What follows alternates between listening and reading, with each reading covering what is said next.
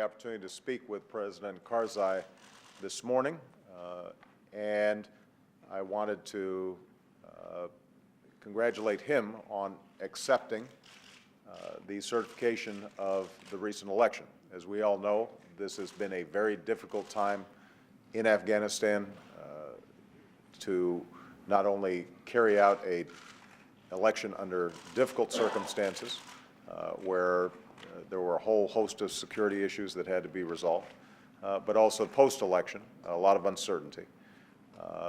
President Karzai, as well as the other candidates, I think, have shown that they have the interests of the Afghan people at heart, that this is a reflection of a commitment to rule of law and an insistence that the Afghan people's will should be done.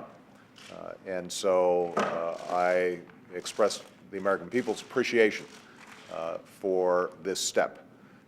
As I mentioned before, this has been a difficult election. You have violent forces opposed to democracy in Afghanistan. And yet, despite these very difficult conditions, what we've seen is elections take place.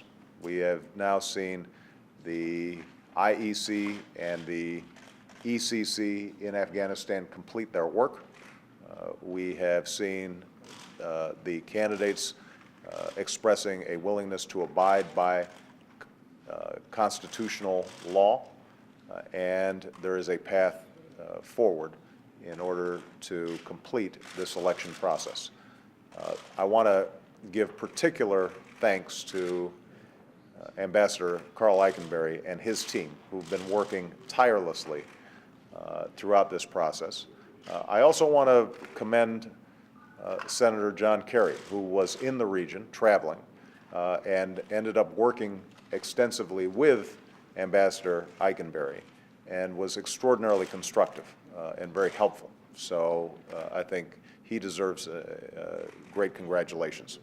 Moving forward, we will continue to work with our ISAF partners as well as the Afghan government, however this election turns out, to ensure that we can move that we can move Afghanistan towards peace and security and prosperity, and that the will of the Afghan people is ultimately done. So we are pleased with the steps that have been taken today, and we hope that we can build on this progress. I finally want to thank the incredible work of our U.S. military and the young men and women who are stationed in Afghanistan, who are doing so much to help bring about a more secure and prosperous and democratic Afghanistan. For your presence here today.